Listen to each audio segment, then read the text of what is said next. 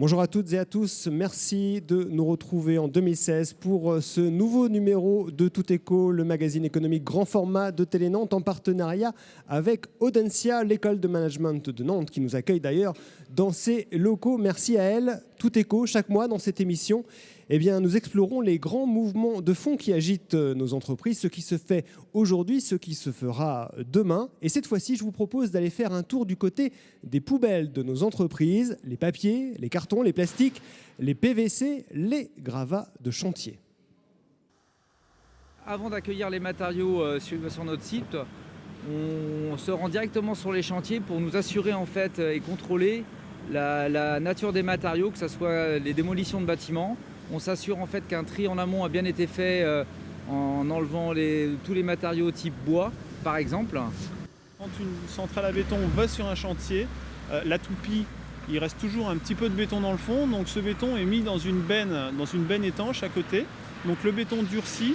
Et une fois que cette benne est pleine avec le béton durci, le béton revient ici pour être reconcassé et réintroduit dans la filière. C'est tout ça l'économie circulaire. C'est-à-dire que la fin du béton, le béton qui revient, qui est normalement considéré comme une perte, on arrive à le revaloriser dans le recyclage.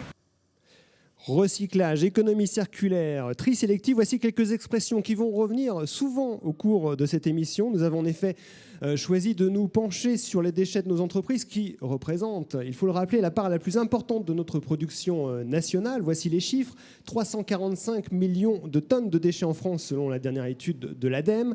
Et sur ces 345 millions de tonnes, 315 sont issus des activités économiques, soit 91%. Les déchets des ménages, eux, ne représentent que 9% du total. Bref, si nos poubelles débordent, on le doit peut-être avant tout aux entreprises. Une nouvelle loi de transition énergétique a d'ailleurs été promulguée il y a quelques mois avec un gros chapitre sur les déchets, plus de recyclage, plus de valorisation de ces déchets considérés comme une richesse, un gisement, moins d'incinération et de mise en décharge.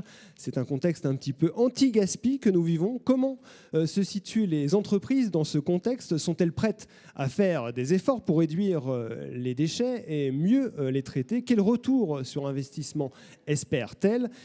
Bref, les déchets sont-ils vraiment les amis du monde économique ? C'est la question de ce Tout Éco. Mais avant d'entendre les réponses de nos invités, retour sur quelques actus du mois de janvier en Loire-Atlantique. Avec la baisse du prix du baril, le secteur pétrolier est à la peine. Illustration à Carquefou chez Sercel, leader des équipements pour l'exploration. Le groupe mondial a confirmé ce mois-ci un plan social. 67 postes sur 600 en Loire-Atlantique sont menacés. Coïncidence du calendrier, le préfet a choisi ce début d'année pour lancer un réseau de soutien aux entreprises en difficulté. Les patrons de PME, souvent isolés, disposent désormais d'une liste de contacts nominatifs à déclencher dès les premiers symptômes. On a des signaux faibles qui peuvent nous permettre de détecter une entreprise en difficulté, notamment quand une entreprise commence à avoir des retards de paiement vis-à-vis de ses fournisseurs ou des impôts, de l'URSSAF, ou quand elle commence à avoir une baisse d'activité qui va se voir à travers de la TVA ou de l'activité partielle. Nous, on peut spontanément contacter l'entreprise. Mais le plus efficace, c'est de faire jouer le réseau qui va exister autour du chef d'entreprise, avec ses confrères, avec sa fédération professionnelle, sa chambre consulaire. Le réseau et ses interlocuteurs à l'écoute sont à retrouver sur le site de la Directe des Pays de la Loire. C'est une vieille dame en pleine renaissance. La FMGC est une fonderie presque centenaire du pays de Châteaubriand, spécialiste du contrepoint en fonte. Durement touché par la crise, l'atelier et ses 300 salariés retrouvent des couleurs en misant sur de nouveaux marchés comme celui des énergies renouvelables. On se concentre aujourd'hui sur l'éolien et l'hydrolien pour mettre en œuvre des solutions gravitaires, donc aller lester des structures sous-marines avec un maximum de masse. On a remporté déjà quelques prototypages. S'il y a un secteur qui recrute, c'est bien celui du numérique, à l'image des pépites nantaises Lengo et iAdvise. Chacune prévoit une centaine d'embauches en 2016. 2000 postes seraient même à pourvoir selon le Syntec. Le syndicat professionnel de la filière, interrogé par nos confrères de la lettre API, s'inquiète d'un manque de candidats. Les écoles nantaises ne formeraient aujourd'hui que 1000 informaticiens par an. Retour sur le plateau de Tout Éco, le magazine économique grand format de Télé-Nantes en partenariat avec Audencia. On s'intéresse ce mois-ci aux poubelles de nos entreprises. 91% de nos déchets proviennent, on l'a dit, de nos activités économiques. 315 millions de tonnes, avec en tête, loin devant, la construction suivie de l'industrie et du tertiaire. On ouvre la discussion avec vous, Samuel Tiercelin. Votre association nantaise Open Odyssey est là pour mettre de l'huile, si je puis dire, favoriser les échanges entre les collectivités, les entrepreneurs, les étudiants, les chercheurs. Vous vous qualifiez en quelque sorte de booster du territoire, ça veut dire quoi ? Booster, c'est qu'on est là pour décloisonner et peut-être pour oui, c'est ça, booster les énergies. C'est-à-dire qu'aujourd'hui, toutes les solutions existent. Clairement, on peut vraiment aller plus vite qu'on ne croit vers le 100% ressources, vers le zéro déchet. Par contre, ça nécessite vraiment de mettre en relation tous les acteurs, que ce soit les collectivités, les entreprises, et surtout s'appuyer sur une énergie incroyable qui est celle de la jeunesse. Donc notre rôle, c'est autour de cette énergie, c'est de fédérer les entreprises et les collectivités, les associations, autour d'un objectif qui est de produire l'innovation pour aller vers le zéro déchet. Quel constat faites-vous aujourd'hui du côté des entreprises ? Quel est l'état d'esprit des entrepreneurs que vous rencontrez par rapport à cette problématique des déchets ? Je crois qu'il y a une envie, parce que tout le monde est conscient, c'est-à-dire qu'il y a de la rentabilité économique, il faut bien sûr mettre ça au centre de tout, sans ça on ne peut pas créer et conserver les emplois. Je pense qu'il y a une vraie envie. Par contre, la marche est très très haute pour y arriver, donc ils ont besoin d'être accompagnés. Donc ils ont besoin peut-être d'avoir un regard extérieur qu'on essaye nous d'apporter de notre côté, avec pourquoi pas ce regard extérieur de cette jeunesse qui peut leur dire voilà, il y a peut-être d'autres solutions, il y a d'autres modèles économiques. Vous animez des ateliers avec des étudiants. Exactement. Vous l'avez fait vous le faites en ce moment, je crois, avec Audencia. Vous l'avez fait avec l'école du bois, avec l'ICAM. On voit quelques images d'ailleurs de ce que vous avez réalisé avec les étudiants de l'ICAM. Ce rêve du zéro déchet, pour dépasser le stade de rêve, parce que on peut dire que c'est un petit peu une utopie. Est-ce que ça veut dire qu'il faut changer de modèle ? Clairement. Ouais. Il faut penser autrement. C'est-à-dire qu'il faut bannir le mot déchet. Je pense qu'il faut penser ressources. Pour ça qu'aujourd'hui, il y a même aussi un collectif à Nantes dont nous faisons partie, qui est le collectif Zéro déchet 100% ressources. Il faut basculer et penser un déchet égale une ressource. Déjà, si on fait chacun cette bascule, y compris dans les entreprises, ça change tout. Et ensuite, il y a un cadre aussi à poser. On en reviendra peut-être après. Mais il y a aussi la collectivité qui doit jouer un grand rôle et impulser en même temps qu'on arrive à changer les comportements des gens. Olivier Humeau, vous voulez rencontrer tous les jours ces entreprises et vous essayez de les convaincre justement de réduire leurs déchets, ou en tout cas de mieux les valoriser, de les traiter. Vous avez créé il y a 7 ans une société qui s'appelle Solutions Recyclage, avec l'idée d'aller collecter directement les déchets dans les bureaux, dans les usines. Les déchets dont les entreprises ne savent pas trop quoi faire. C'est ça un petit peu le principe ?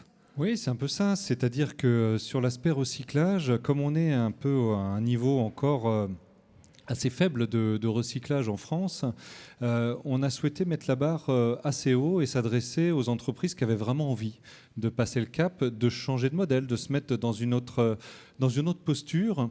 Et on va là où les entreprises classiques de collecte de déchets ne vont pas encore, c'est-à-dire sur les moutons à 5 pattes, les déchets qui sont dans des quantités trop faibles pour amener une rentabilité immédiate.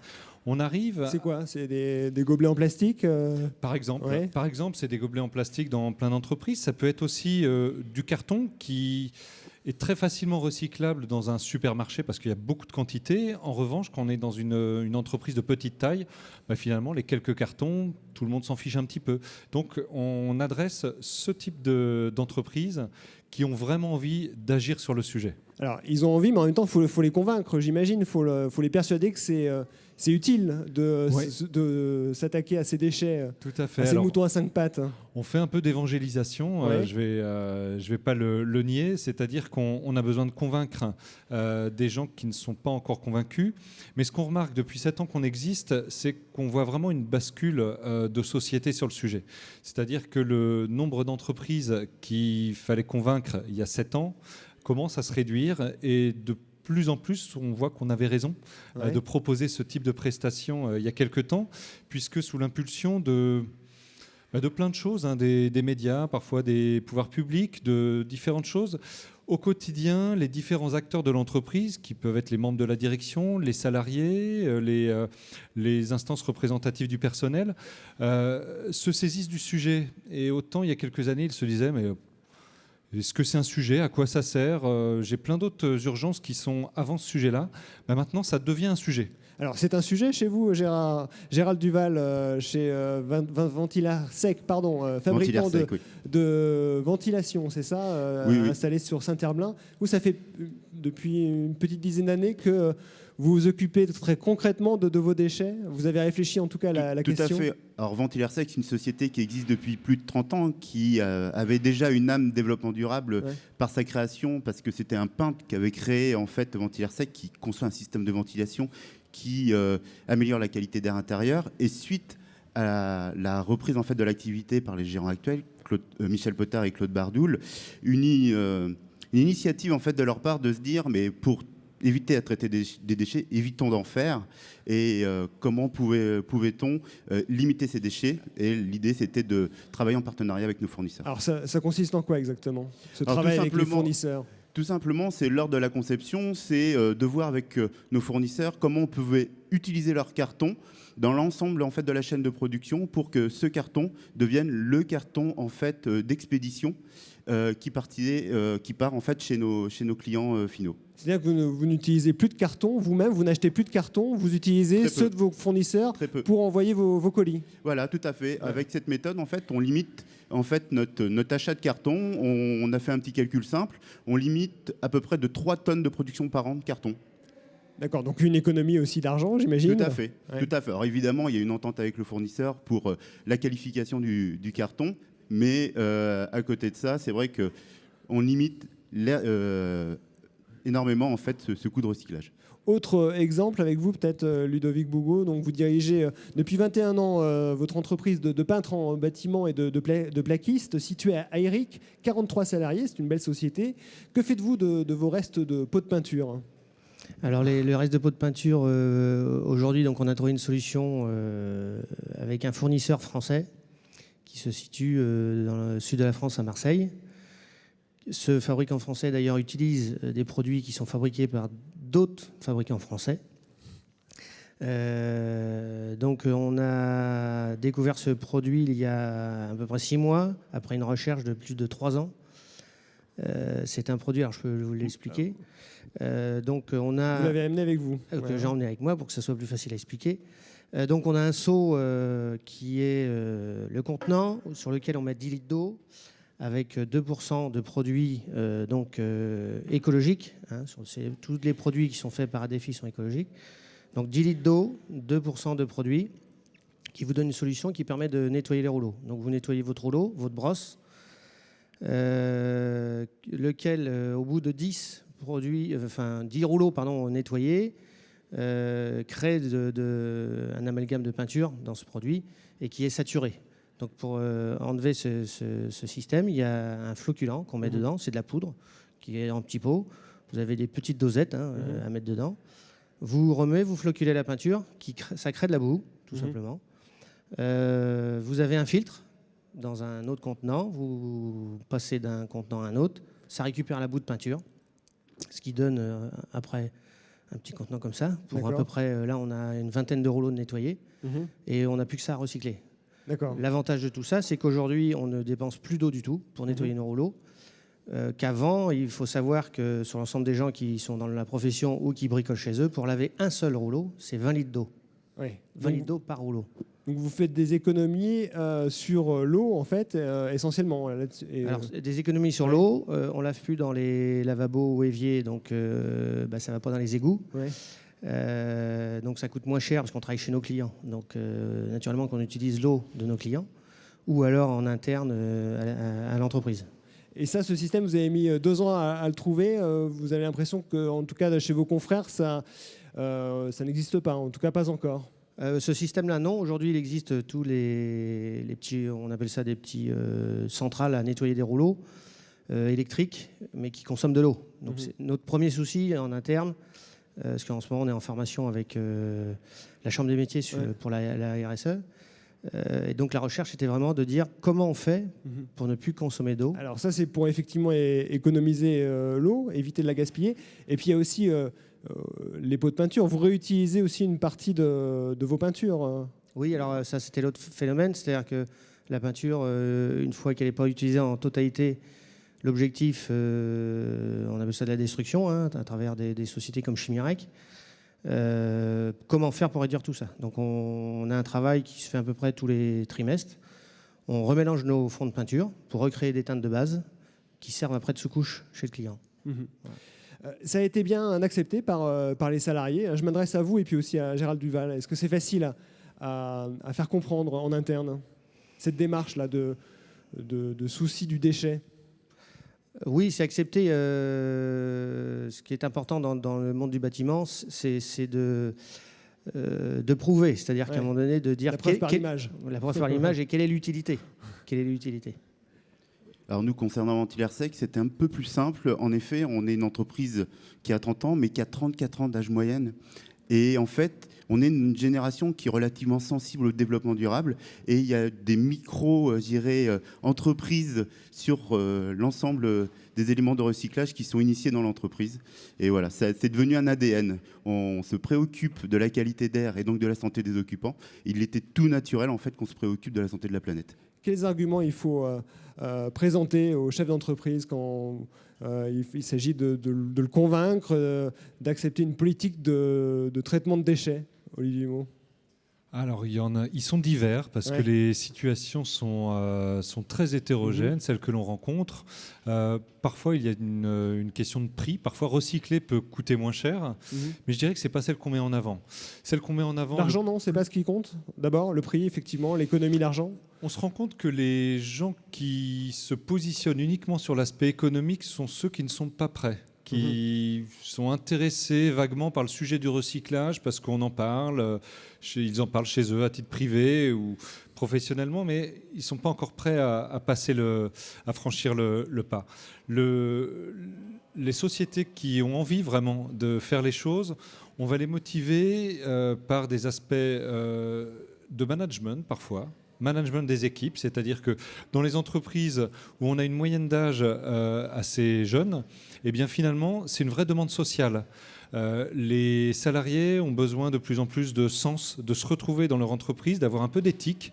Et le fait de trier chez soi et puis de se retrouver à l'entreprise et de jeter des déchets recyclables à la poubelle, il y a un petit hiatus qui est compliqué à gérer. Donc il y a cet aspect un peu managérial. Et puis après, il y a des aspects, on va dire, d'image aussi qui peuvent être importants. D'image en interne, je viens d'en parler, et puis d'image aussi en externe, puisqu'on peut avoir une entreprise qui a des clients un peu importants, des grands donneurs d'ordre, qui exigent de plus en plus le fait de suivre une démarche RSE ou développement durable qui intègre ces critères-là. Je crois que ça vous a permis de remporter quelques marchés, Ludovic Bogo, non? Oui, tout à fait. Le dernier en date, c'est avec Nantes Métropole. Un dossier où la partie environnementale était importante. Et c'est vrai que comme on utilise à 95% chez nous des produits écolabels ou à très faible émission de COV, voilà, on a pu décrocher le marché. Ouais. D'accord. Samuel Tercelin, cette question de génération aussi, cette question du déchet, voilà, on est plus sensibilisé parce qu'on a été habitué plus jeune à trier déjà à la maison ces déchets, donc devenu étudiant, puis ensuite peut-être cadre ou chef d'entreprise, on est sensibilisé davantage? Oui, pas forcément davantage, mais je perçois vraiment une évolution de ce côté-là. Une évolution, ouais, et puis une vraie envie en fait. Le développement durable est peut-être plus ancré chez cette génération qui arrive. Et en fait, ce qui marche, mais qui marche pour tout le monde, moi je le vois avec les étudiants, c'est quand on se met en mode défi en fait. Et je pense dans les entreprises, si on met tous les salariés en mode défi, genre voilà, on va effectivement économiser de l'argent, mais on va relever le défi du zéro déchet et de considérer un déchet égal à une ressource. Je trouve que quand on met les gens en mode défi, on trouve toujours les solutions. Et là, ce qui est assez incroyable là, dans l'exemple que j'ai vu, c'est ils n'arrêtent pas, c'est-à-dire qu'ils font un process, puis un deuxième, un troisième, pour au final peut-être avoir en bout de course peut-être plus aucun déchet. Et ça, c'est le défi que devraient relever toutes les entreprises et qui, du coup, il faut inculquer dès le plus jeune âge, en fait. Comment alors aujourd'hui, on a ces exemples sur le plateau qui sont peut-être unique, ou en tout cas plutôt rare dans vos professions respectives. Comment est-ce qu'on peut faire pour aller plus vite, pour aller plus fort dans ce traitement de déchets, dans la réduction des déchets dans les entreprises? C'est quoi l'idée? Est-ce qu'il faut une incitation fiscale peut-être, ou des taxes? Enfin, moi, j'ai peut-être dit un vilain mot, mais... Je vois deux leviers, j'en dirais un, peut-être qu'un autre pourra en parler. Déjà, le levier de la pédagogie, de la sensibilisation. Mais quand on fait de la pédagogie et de la sensibilisation, il faut arrêter avec les campagnes de communication, les affichages. Il faut changer, ou ça ne marche pas. En fait, il faut aller au contact des personnes, au contact des gens.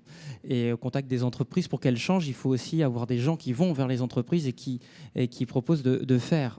Et pour qu'elles se rendent compte. Sans ça, ça ne marchera pas. Et je pense que le deuxième levier, effectivement, à un moment donné, on doit parler de redevance incitative. Je pense que c'est important là-dessus. Peut-être que quelqu'un d'autre peut en parler. Sur effectivement, cette redevance incitative, Oui, je peux témoigner. Aujourd'hui, en tout cas sur l'agglomération, il n'y a pas réellement d'incitation. C'est-à-dire qu'une entreprise qui est vertueuse ou pas va en gros payer la même chose sur sa fiscalité des déchets. Et j'ai très souvent entendu le discours d'entreprises qui disaient on a envie de faire mieux, mais quelque part, on aimerait avoir un petit coup de pouce, quelque chose qui permettrait d'amorcer. Et si, lorsqu'on se met à mieux recycler, eh bien, on avait une petite carotte, et puis finalement, le voisin qui veut rien faire du tout, qu'il ait un petit bâton, eh bien, ça irait beaucoup mieux. Et il manque un petit peu cette impulsion. On le voit dans des villes comme San Francisco qui formulent d'énormes défis sur la gestion des déchets, mais il y a des villes en France qui le font également. Eh bien, ça passe toujours par une fiscalité incitative qui donne envie aux producteurs de déchets, qui lui donne un intérêt objectif à aller dans ce sens-là. Ça le motive un petit peu plus, et aujourd'hui on en est là. C'est pas encore entré complètement dans les mœurs, donc on a besoin de ce coup de pouce. D'accord avec cette idée, Gérald Duval? Oui, tout à fait. Il faut aussi, à mon sens, aussi créer peut-être des réseaux. Je pense, on a par exemple une entente avec notre voisin. Lui, il est artisan, il reçoit des palettes avec des fenêtres et autres, et on a une entente avec eux. Comme nous, on fait de l'export, on a besoin de palettes, et on récupère ces palettes. Et je pense qu'il faudrait aussi trouver une liaison entre les différentes entreprises, parce que souvent on est dans des pôles d'entreprises, et raisonner sur une globalité pour ce recyclage de déchets, parce que comme on le dit souvent, un déchet peut-être une ressource d'une autre entreprise. Merci beaucoup, messieurs. C'est la fin de cette première partie de Tout Éco, et merci pour ces bons exemples. On poursuit à présent avec un reportage dans une carrière à Bouguenais, au pied du pont de Cheviré, la carrière de Pontrot, gérée par le groupe Lafarge. Sur ce site arrivent les déchets de la plupart des gros chantiers de l'agglomération nantaise, 950 000 tonnes par an. Comment sont-ils traités, ces déchets? Bien, réponse en images. Les traces d'extraction sont encore bien visibles. Depuis l'entre-deux-guerres, on a retiré des millions de tonnes de roches de cette carrière à ciel ouvert, au pied du pont de Cheviré. Aujourd'hui, l'activité du site a changé. Ce site, c'était un ancien site d'extraction en fait, qui a été arrêté en 2006 et pour lequel en fait, maintenant on le remblait depuis 2006 avec ces matériaux. Donc, ce sont des matériaux que nous on valorise en fait en remblaiement de carrière. Pour le réaménagement du site. De la terre et des gravats issus de tous les chantiers de la métropole nantaise pour reboucher un trou de 120 mètres de profondeur. Une vaste opération de remblaiement autorisée par la préfecture jusqu'en 2036. «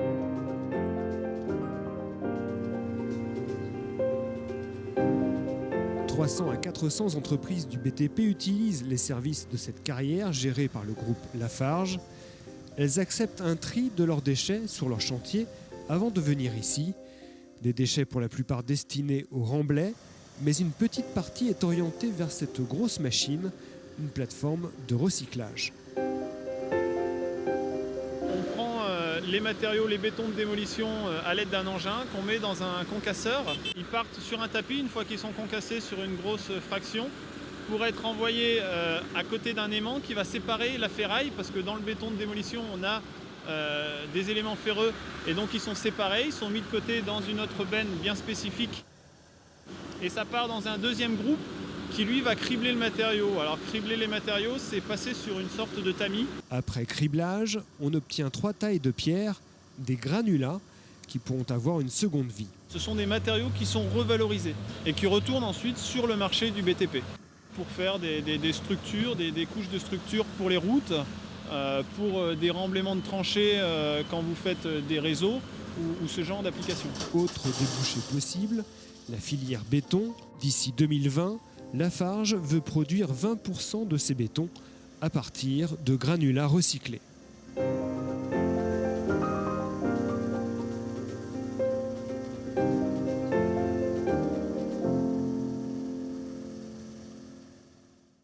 Retour sur le plateau de Tout Éco. On vous parle de déchets dans les entreprises avec 4 nouveaux invités. Je commence avec vous, Laurent Fièvre. Vous êtes président d'une association vendéenne, l'ACF Pro, qui réunit des professionnels du BTP et du paysage autour de cette problématique des déchets. Alors, on a vu dans ce reportage des solutions de recyclage proposées pour des bétons de démolition. Ça se passe à côté de Nantes. Je suppose qu'il existe la même chose du côté de la Vendée. Est-ce que ces filières de recyclage pour les chantiers, c'est couramment utilisé par vos adhérents? Alors couramment, c'est un bien grand mot, mais ce sont des pratiques qui commencent à évoluer. Donc plus ça va, plus on consomme des matériaux issus du recyclage dans le monde du TP, oui. Oui, c'est de plus en plus courant. Oui, ça. En tout cas, les professionnels savent que ça existe et n'hésitent pas à l'utiliser ou... Les professionnels savent que ça existe, ça c'est sûr. Ouais. Après, ce sont aussi des matériaux qu'on a été obligé de faire un peu évoluer, puisqu'on commence à calibrer les produits, on commence à essayer d'avoir un produit constant au niveau de la qualité pour pouvoir justement garantir une utilisation optimum. Ok. On a vu là, cette carrière là, qui accueille effectivement des déchets de chantier.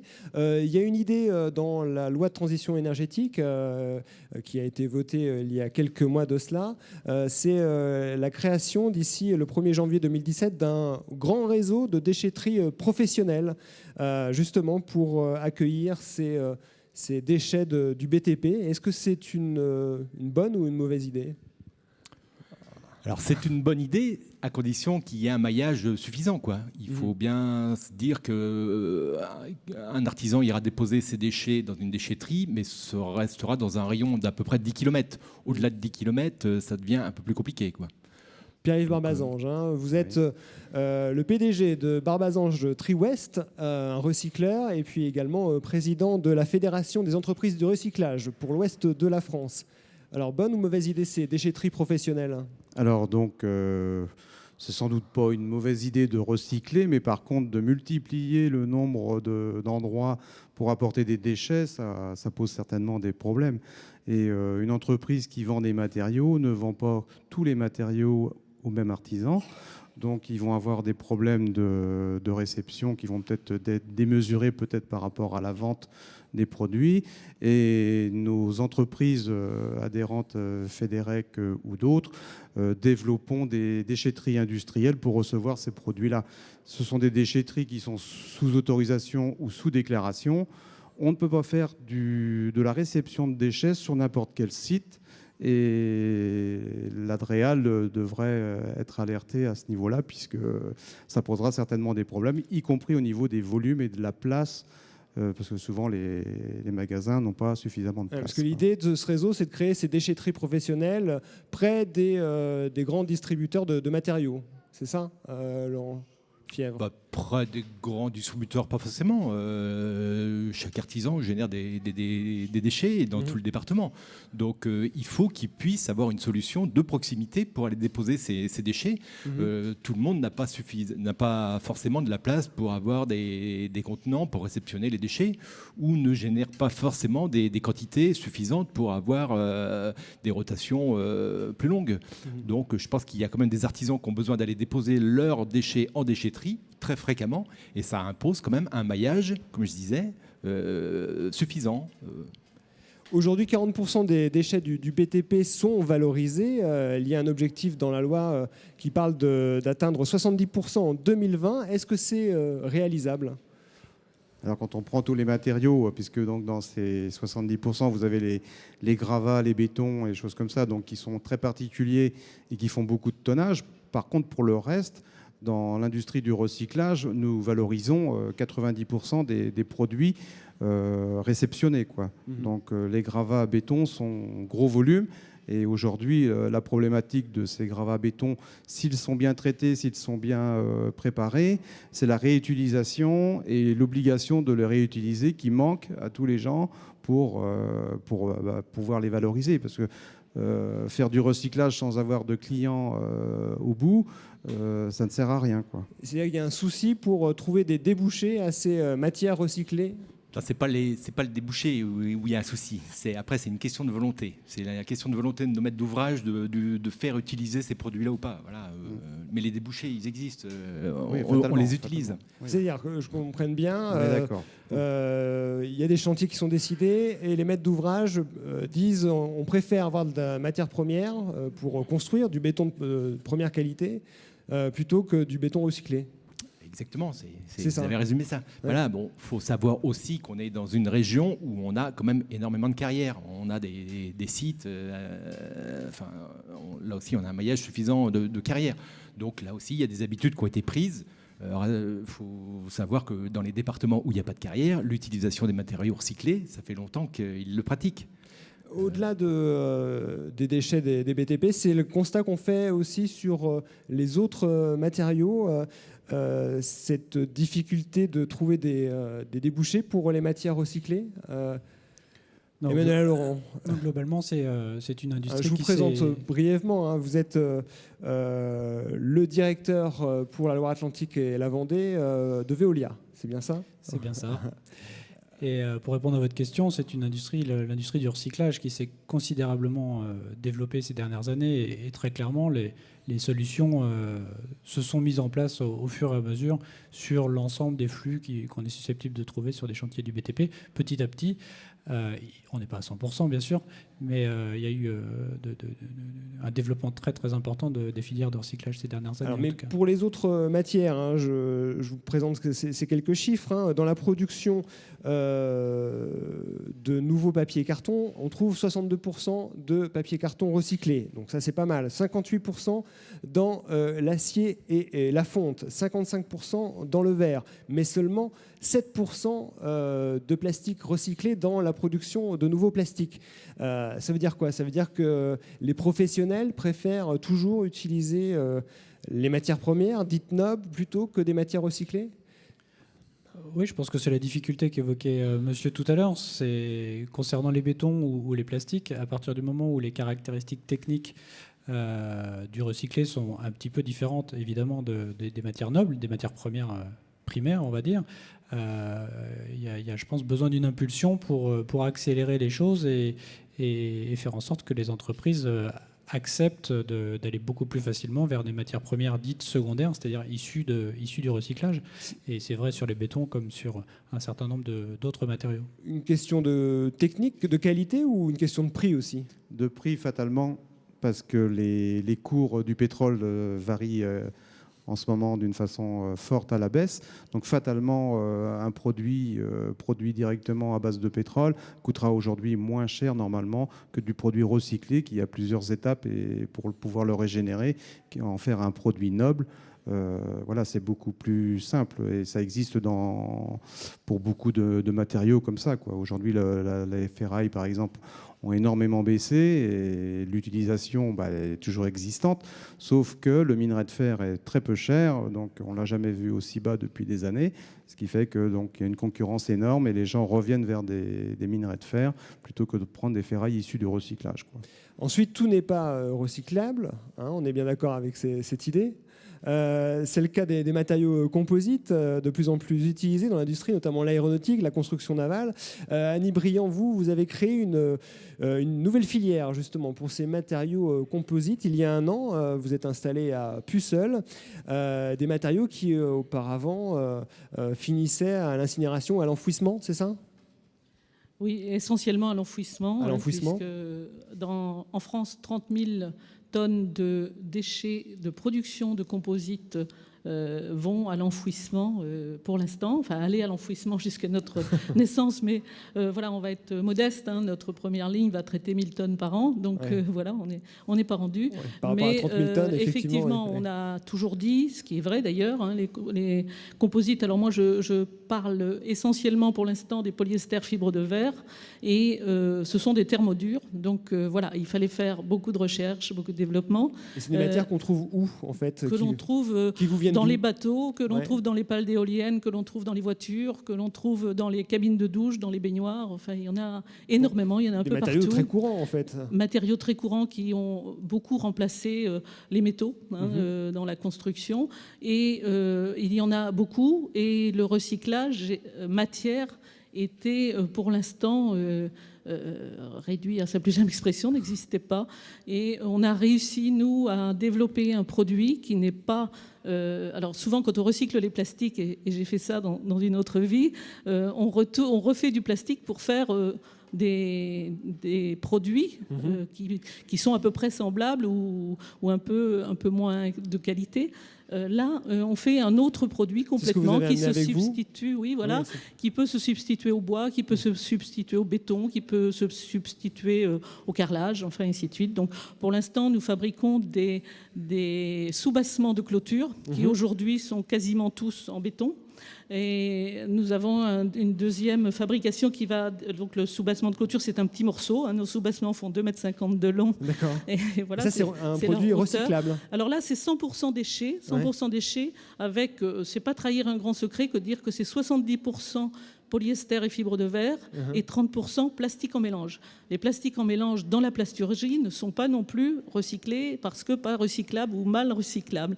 Donc là, nous avons 100% déchets dans notre produit et ce produit-là est 100% recyclable. C'est-à-dire que pour l'instant, toutes nos chutes de production sont recyclées et si un jour nos produits reviennent en fin de vie, alors c'est pas demain parce qu'ils ont des caractéristiques mécaniques très importantes, très intéressantes par rapport aux autres matériaux. S'ils reviennent, on peut aussi les recycler. Alors, est-ce qu'ils reviennent justement ? Est-ce que vous avez suffisamment de matière justement pour travailler? Est-ce que vous avez beaucoup de déchets qui vous arrivent à Puceul? Alors là, ça a été ma grande surprise. Hein. Je vous disais 30 000 tonnes de chute de production. On annonce 200 000 tonnes de composite en fin de vie. Les premiers bateaux arrivent en fin de vie, hein, les premiers bateaux en composite. Et donc, je n'avais pas du tout prévu consacrer du temps à aller chercher les déchets parce que j'étais persuadée que j'allais plutôt fermer les barrières de l'usine tellement on allait m'en apporter. Eh bien, écoutez, incroyable. Octobre-novembre, nous avons manqué de déchets et parfois nous fonctionnions 2 à 3 jours par semaine parce que nous manquions de déchets. Pourquoi, à votre avis? Parce que vous êtes mal connu ou parce qu'il n'y a pas de volonté de la part des industriels je pense qu'on de mieux recycler leurs déchets? Non, je pense qu'on est connu. Enfin, je pense, pas de tout le monde bien sûr, mais on a travaillé avec des partenaires, donc ils nous connaissaient bien. Je pense que c'est un petit peu compliqué. Ça a été dit tout à l'heure. Il faut organiser cette récupération et ce transport et ce tri notamment. Et je pense que les entreprises ont 1000 choses à faire. Et je dirais, moi, j'ai toujours dit que ça fait ma 4e création et je suis dans le déchet depuis plus de 20 ans. Et je dis toujours que quand on va chercher les déchets dans une entreprise, ça a été dit un petit peu autrement, il faut qu'on passe quasiment inaperçu et qu'on fasse pas mal. Hein. Il faut vraiment qu'on soit très discret et qu'on coûte le moins cher possible. Parce qu'on vient à la fin, quoi. On est vraiment le dernier maillon de la chaîne et les entreprises, quand elles ont plein d'autres soucis et plein d'autres choses à faire, eh bien, les déchets sont un peu le parent pauvre. Et c'est un monde. Réaction parent pauvre, alors, le déchet. Est-ce que c'est le constat aussi que vous faites? C'est sûr qu'on se retrouve sur une filière en aval, généralement, c'est pas la préoccupation principale d'une activité industrielle. Pour autant, et pour être un petit peu, peut-être mettre une note d'optimisme par rapport à ce que vous dites, je pense qu'il y a une vraie évolution ces dernières années, ça a été dit sur le plateau tout à l'heure, et je pense qu'on a aussi des salariés qui sont de plus en plus acteurs et de plus en plus en demande, en recherche de sens, on l'a dit tout à l'heure, et je pense que c'est un des moteurs qui est en train de faire évoluer les choses aussi dans les entreprises. C'est bien évidemment les aspects économiques, on en a parlé, mais de plus en plus une recherche de solutions qui est portée directement par les salariés des entreprises, et ça c'est, je pense, quelque chose de de très important pour construire. Pierre-Yves Armasange. Oui, il y a beaucoup de solutions. Est-ce que vous sentez le parent pauvre? Parent pauvre, non, pas du tout. Donc nous travaillons, si vous voulez, un combustible solide de récupération, c'est-à-dire que nous, au lieu de mettre en enfouissement, les déchets ultimes. Voilà, quelque chose de nouveau, le combustible solide de récupération. Voilà, c'est un terme un peu barbare. C'est ce que vous développez, vous, ces derniers temps. Ça consiste en quoi exactement? C'est de récupérer donc des produits appelés tout venant, DIB en mélange, etc. Ouais. Déchets non dangereux. Non dangereux, bien sûr. Voilà. De les trier, de les sélectionner et après de les valoriser par un système de broyage pour finir après comme un combustible dans une cimenterie. Ça sert donc, c'est introduit dans un tunnel de four avec du gypse et du calcaire. Et avec ça, donc, ça monte à 1600, 1800 degrés et ça disparaît complètement. Et les particules qui peuvent rester sont dans le ciment que vous achetez, quoi, éventuellement. Ça, c'est une solution que vous proposez qui n'est pas répandue aujourd'hui. C'est une alternative qui est en phase de développement, puisque, si vous voulez, donc, il y a un besoin de matériaux nouveaux pour ces choses-là, pour les chaufferies en général, production de chaleur ou de vapeur. Et puis, donc c'est une alternative aussi pour ne moins enfouir et valoriser plus. Et aujourd'hui, on arrive à des valorisations sur des produits en mélange autour de 80 à 90%, quoi. Donc, ça, c'est un débouché possible que vous développez chez vous. Mais il y a ce que soulignait Annie Briand à l'instant, c'est le manque de déchets qui arrive chez le recycleur. Est-ce que c'est le constat aussi que vous faites? Est-ce qu'il y a encore des progrès à faire de ce côté-là? Est-ce que peut-être que les recycleurs sont trop chers aussi? Non, mais aujourd'hui, si vous voulez, les produits en enfouissement, ça peut sembler cher à celui qui doit régler la facture, mais finalement, c'est pas cher, donc pas suffisamment cher par rapport aux préparations que l'on doit faire sur les produits pour les valoriser. Donc, si vous voulez, on avait des perspectives de mise en décharge à 200 ou 300 euros la tonne dans les années 80. Et aujourd'hui, on s'aperçoit que plus ça va, plus ça baisse. Donc, fatalement, quand on veut préparer des produits d'une meilleure façon et plus environnementale, on est pénalisé par les histoires de prix. C'est-à-dire que la mise en décharge est plus attractive économiquement que c'est plus simple. de passer par des filières de recyclage. C'est plus simple de mettre en décharge, si vous voulez. Donc, après, c'est un choix, quoi. C'est un choix. Et Madame Briand est d'accord avec moi, parce que plus on va trier les déchets, plus on va les valoriser, quoi. Oui, moi j'ai participé un petit peu à ma façon à la COP 21, où on a dit beaucoup de choses. Et je pense que l'économie de matières premières est quelque chose d'important. Effectivement, produire de l'énergie, c'est quelque chose aussi d'important, mais l'économie de matières premières est important. Et ça, il faut le valoriser. Et M. Barbasange a raison.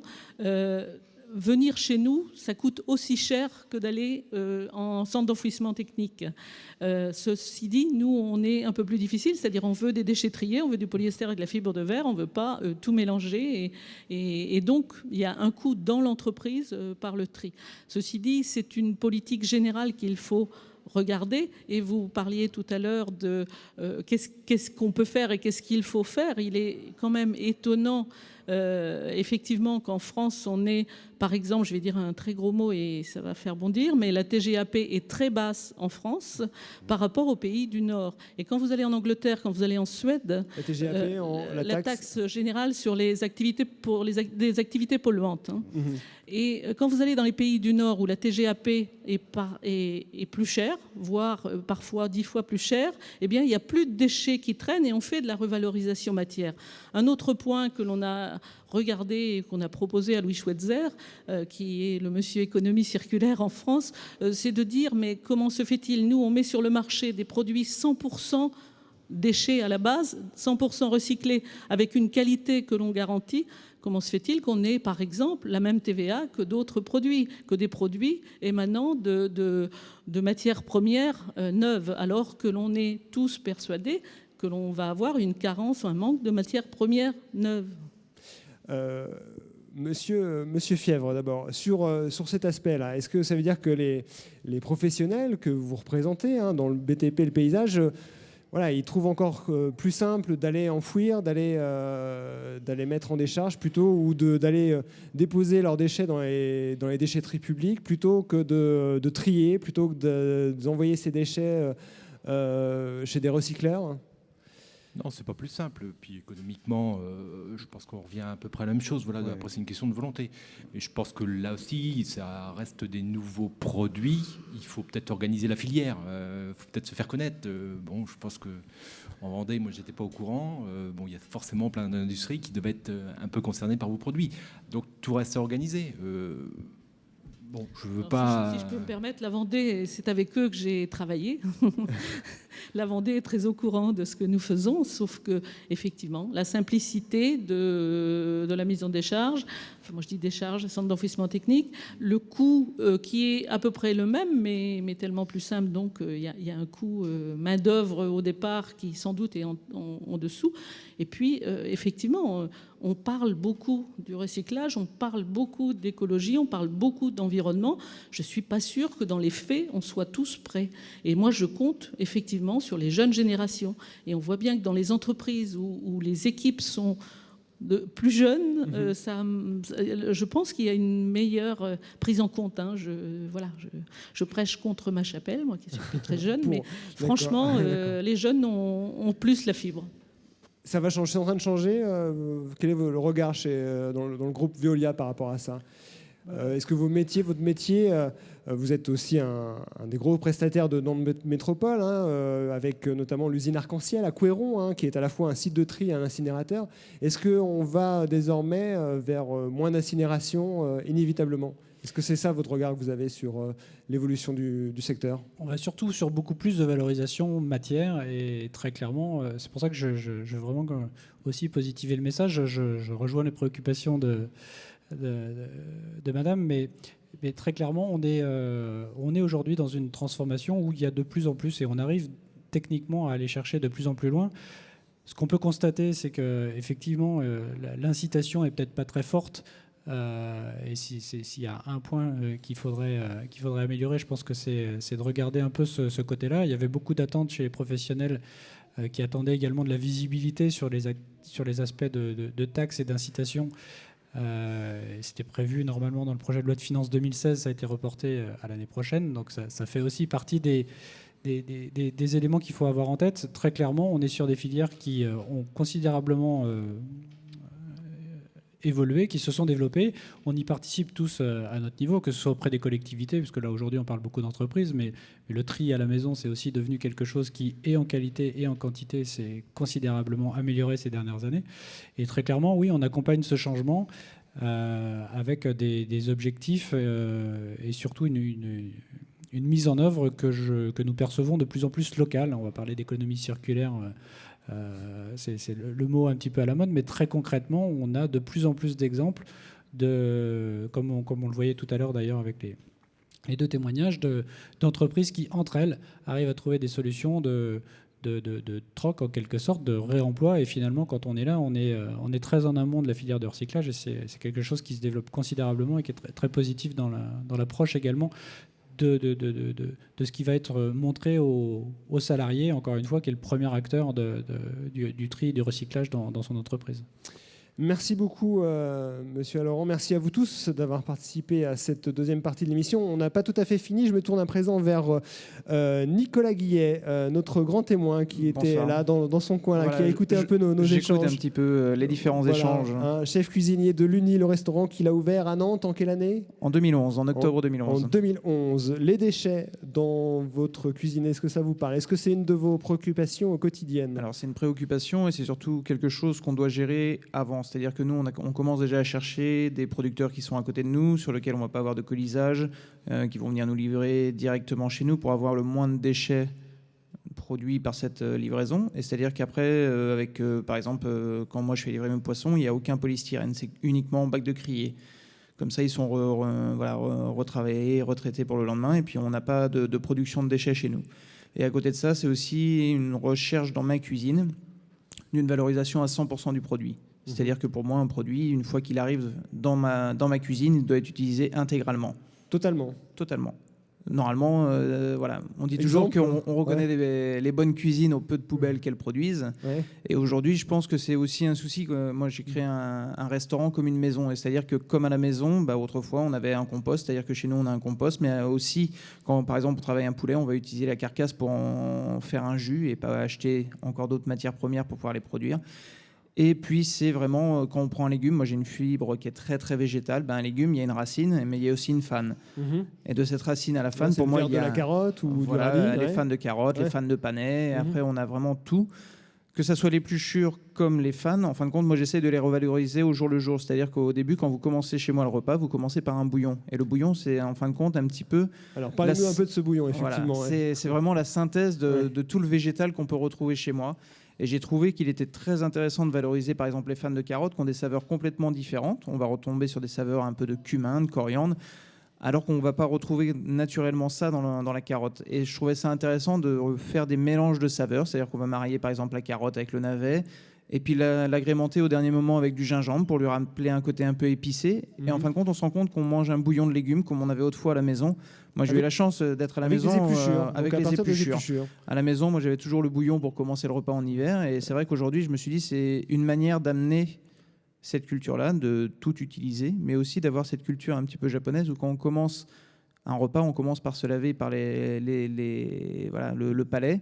Et en fin de compte, on se rend compte que dans tout ce qui est fan et épluchure, on réussit à retrouver des saveurs qui sont très intéressantes, qui sont complètement différentes du produit. D'où vous est venue cette idée de vous attaquer aux épluchures et de les intégrer dans vos plats? Je pense que c'est aussi une conscience aujourd'hui de vraiment utiliser au maximum.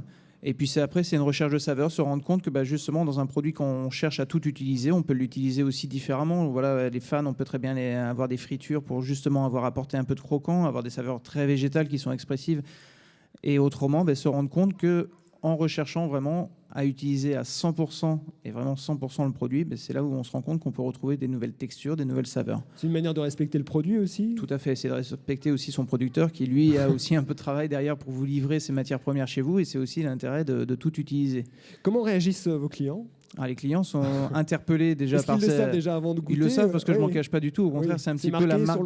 C'est la marque de fabrique de la maison. Bouillon à partir d'épluchures. Alors c'est pas à partir d'épluchures parce qu'après voilà, c'est une extraction de saveur de ce qu'on va retrouver dans le repas à la suite.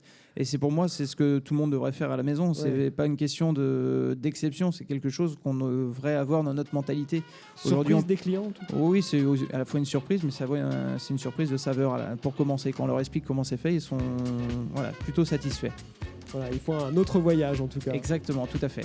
Merci Nicolas Guillet de nous avoir apporté cet éclairage pour cette conclusion d'émission. Tout Éco se termine en partenariat avec Audencia qui nous a accueillis une fois de plus avec brio dans ses locaux. Merci aux étudiants de Sciences Com sous le pilotage d'Anne-Laure qui nous accompagne dans la préparation et l'accueil de nos invités du public. Merci à toute l'équipe en régie, Annabelle, Bertrand, Nicolas, Glenn et sur le plateau. Merci à Mélanie, Gwen et Khadija. À très bientôt sur Télé Nantes et merci de votre fidélité.